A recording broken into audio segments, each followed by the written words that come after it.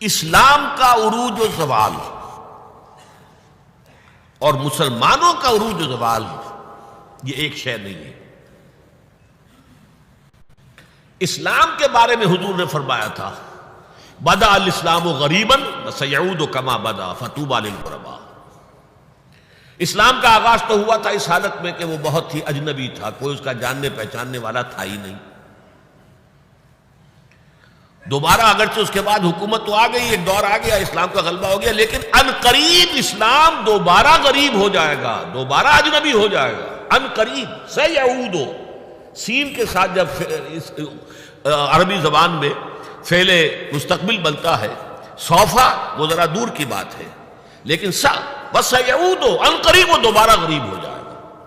فطوبی للغرباء، تو مبارکباد اور تہنیت ہے ان لوگوں کے لیے جو اسلام کی غربت کے دور میں خود بھی غریب ہو جائیں، خود بھی اجنبی ہو جائیں۔ لوگ انہیں دقیانوسی کہیں، یہ ابھی تک چمٹے ہوئے ہیں سنت رسول کے ساتھ، یہ ابھی تک انہی چیزوں کے لیے دقیانوسی لوگ ہیں، یہ سارے فقرے ان پر شست کیے جائیں، وہ برداشت کریں، لیکن یہ کہ اسلام کا دامن ہاتھ سے نہ چھوڑیں۔ لیکن اسلام کا عروج خلافت راشدہ اور وہیں سے زوال شروع ہو گیا۔ 1400 برس مسلسل زوال کے، اسلام کو دوبارہ عروج حاصل نہیں ہوا۔ حال ہی کے وہ 2 اشعار 100% اپلیکیبل ہیں۔ پستی کا کوئی حد سے گزر نہ دیکھے، اسلام کا گر کر نہ ابھر نہ دیکھے، مانے نہ کبھی کہ مد ہے ہر جزر کے بعد، دریا کا ہمارے جو اتر نہ دیکھے۔ اسلام کا تو عروج پھر نہیں آیا، پھر وہ خلافت راشدہ تو آج تک قائم نہیں ہوئی، پھر ایک مکمل دین نظام کی حیثیت سے تو دنیا میں کہیں نہیں آیا۔ ہاں مسلمانوں کی بڑی بڑی شتوت شوکت، ان کا دبدبا، ان کا رعب، ان کی حکومت نہیں ہے۔ اس میں یہ ہے کہ 2 عروج آ چکے ہیں، 2 زوال آ چکے ہیں۔ مسلمانوں کا پہلا عروج تھا اسلام اور مسلمانوں کا ساتھ ساتھ، حضور کا دور، خلافت راشدہ، یہاں اسلام اور مسلمان ساتھ ساتھ جا رہے ہیں۔ اس کے بعد اسلام کا تو زوال شروع ہو گیا، مسلمانوں کا عروج جاری رہا۔ دور بنو امیہ اور اس کی فتوحات، دور بنو عباس اور اس کی فتوحات، روئے ارضی کی عظیم ترین سلطنت بنو عباس کی، تہذیب، تمدن، علوم، فنون، علم، روشنی۔ پھر ادھر سے بنو امیہ کا ختم ہوا، چراغ گل ہوا، تو ادھر چراغ جو ہے امیہ کا روشن ہو گیا اسپین کے اندر، ہسپانیہ میں۔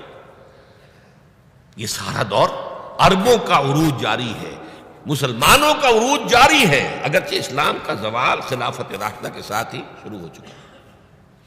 پھر ایک وقت آیا کہ مسلمانوں کا بھی زوال آ گیا۔ پہلے کروسیڈرز نے آ کر پٹائی کی اور بہت پٹائی کی۔ 1099 میں یروشلم جو فتح کیا انہوں نے، تو جس قدر کچھ تو خون کیا ہے، جتنا قتل عام کیا ہے، خود جو یورپین مورخین ہیں وہ بھی شرماتے ہیں اس کا ذکر کرتے ہیں۔ سارا میڈیٹرینین کا علاقہ انہوں نے فتح کر لیا تھا اور تہس نہس کر دیا تھا۔ خیر اس کو تو 88 برس کے بعد صلاح الدین ایوبی رحمۃ اللہ علیہ نے واپس لے لیا، لیکن پھر اگلی صدی میں جو طوفان آیا ہے تاتاریوں کا، کروڑوں مسلمان قتل ہوئے، کروڑوں۔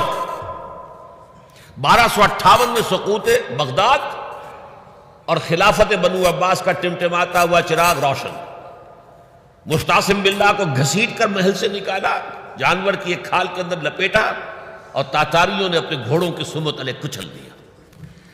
اور شیخ سعدی نے کہا آسماں را حق بود در خون بارد بر زمین، بر زوال ملک مستعصم امیر المومنین۔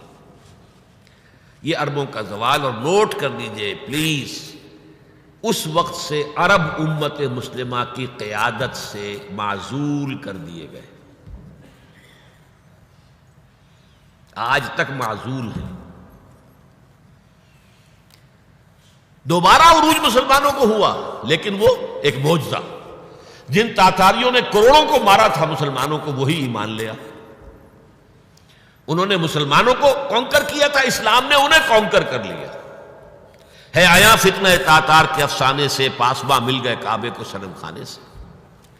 اب یہ تاتاری ہورس تھے، ٹرکس، انہیں قیادت ملی عالم اسلام کی۔